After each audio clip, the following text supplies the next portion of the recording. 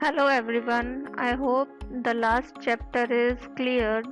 अगर आपने वीडियोस देखे हैं तभी क्लियर होगा पिछला चैप्टर, दैट इज प्रोसेस। उस चैप्टर में हमने देखा what is process, types of processes, what is a scheduler, types of scheduler, inter process communication model. ये सारी चीज़ें हमने प्रोसेस चैप्टर में देखी। Now moving further, we will be learning something about scheduling algorithm।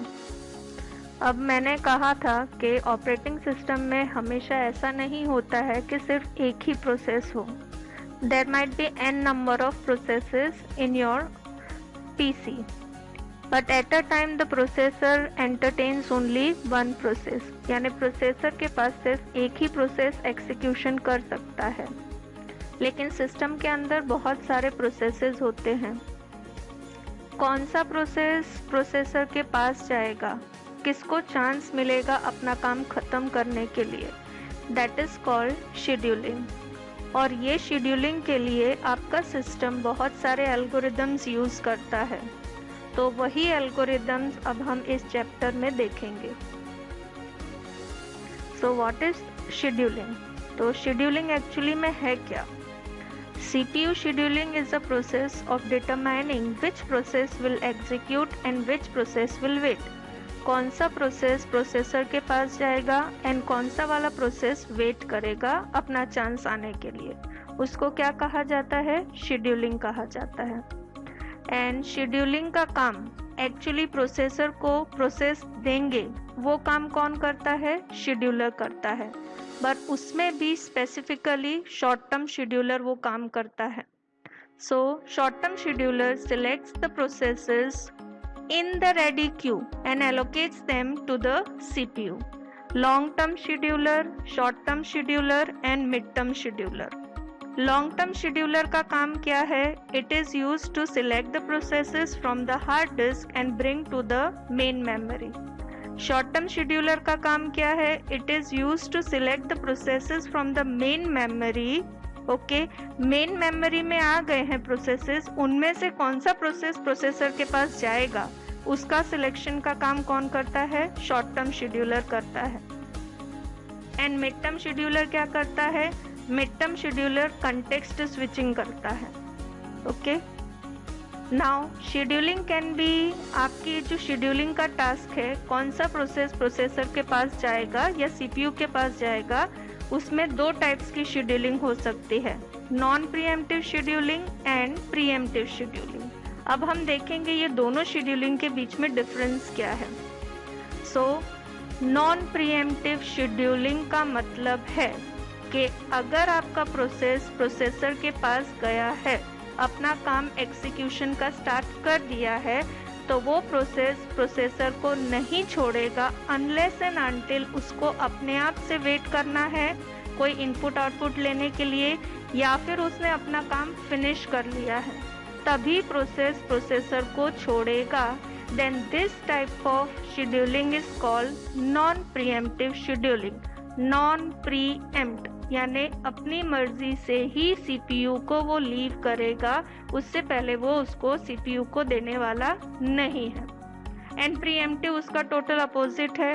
Pre-emptive का मतलब क्या है कि आपका प्रोसेस एग्जीक्यूशन के लिए गया है सीपीयू के पास, लेकिन प्रोसेस ने अपना काम फिनिश नहीं किया है, फिर भी आपका ऑपरेटिंग सिस्टम उसको कंपल्सरी फोर्स करता है प्रोसेसर को छोड़ने के लिए। वो अपने आप से प्रोसेस अपने आप से सीपीयू को नहीं छोड़ता है, लेकिन उसको कंपल्सरी ओएस फोर्स करता है प्रोसेसर को छोड़ने के लिए। तब इस तरह की शेड्यूलिंग को क्या कहा जाता है? Preemptive scheduling. Fine. Now CPU scheduling, actually scheduling का काम कब होता है? When the scheduling takes place, जब आपका प्रोसेस रनिंग स्टेट से वेटिंग स्टेट में स्विच करता है, जब आपका प्रोसेस रनिंग स्टेट से रेडी स्टेट में जाता है, एंड जब आपका प्रोसेस वेटिंग स्टेट से रेडी स्टेट में जाएगा या तो अपना काम फिनिश कर लेगा। इन चार केसेस में ही सीपीयू शेड्यूलिंग की ज़रूरत पड़ेगी। रनिंग से वेटिंग में गया का मतलब क्या, एक प्रोसेस अपना काम कर रहा है और उसको कुछ इनपुट आउटपुट की ज़रूरत पड़ी तो वो क्या करेगा, वेटिंग स्टेट में चला जाएगा। तो उसने क्या कर दिया, सीपीयू को छोड़ दिया। अब सीपीयू आइडल है तो सीपीयू को एक प्रोसेस देना पड़ेगा, यानी यहाँ पे शेड्यूलिंग का काम शुरू होगा। सिमिलरली एक प्रोसेस रनिंग स्टेट में है, वो वेटिंग में चला गया था, लेकिन रनिंग स्टेट से वो अचानक से कहाँ चला गया है, रेडी स्टेट में चला गया है, यानी वेट करने के बाद वो रेडी स्टेट में चला गया है या तो रनिंग से रेडी स्टेट में गया है। इन तीनों केसेस में क्या हो जाएगा कि आपका सीपीयू आइडल हो जाएगा। आइडल हो गया यानी उसको क्या चाहिए, एक प्रोसेस चाहिए एग्जीक्यूशन के लिए। और सिमिलरली अगर प्रोसेस ने अपना काम खत्म कर लिया, वो अपने आप से सीपीयू को छोड़ देगा। सीपीयू को छोड़ेगा यानी उसने अपना काम फिनिश बाहर आ गया सीपीयू के, तो वापस से आपका सीपीयू आइडल हो गया। तो अब क्या होगा, वापस से क्या हो जाएगा, सीपीयू को एक प्रोसेस देना पड़ेगा। तो यहाँ पर शेड्यूलिंग की ज़रूरत पड़ती है। Scheduling under 1 and 4 that is running to waiting state and termination वाला स्टेट है। तो वो टाइप की शेड्यूलिंग कौन सी होती है, नॉन प्रीएम्प्टिव होती है। नॉन प्रीएम्प्टिव का मतलब क्या, प्रोसेसर ने अपनी मर्जी से वॉलंटरीली सीपीयू को रिलीज किया है। लेकिन केस 2 and 3 में रनिंग से ready state, waiting to ready state अगर हुआ है तो वहाँ पर कंपल्शन कौन डाल रहा है, ऑपरेटिंग सिस्टम डाल रहा है प्रोसेस के ऊपर सीपीयू को रिलीज करने के लिए। तो इस तरह की शेड्यूलिंग को क्या कहा जाएगा, प्रीएम्प्टिव शेड्यूलिंग। अब dispatcher, what is dispatcher? Short term scheduler क्या काम करता है, प्रोसेस को सिलेक्ट करता है कि ये वाला प्रोसेस अब प्रोसेसर के पास जाएगा, लेकिन वो प्रोसेस को सिलेक्ट करने के बाद प्रोसेस को एक्चुअली कहाँ देना पड़ेगा, प्रोसेसर को देना पड़ेगा। तो जो ये एलोकेशन है प्रोसेस को प्रोसेसर को देने का एलोकेशन कौन करता है, डिस्पैचर करता है। तो डिस्पैचर क्या करता है, switching the context, switching to user mode, jumping to proper location in user program to restart that program, ये सारी चीज़ें कौन करेगा, डिस्पैचर करेगा।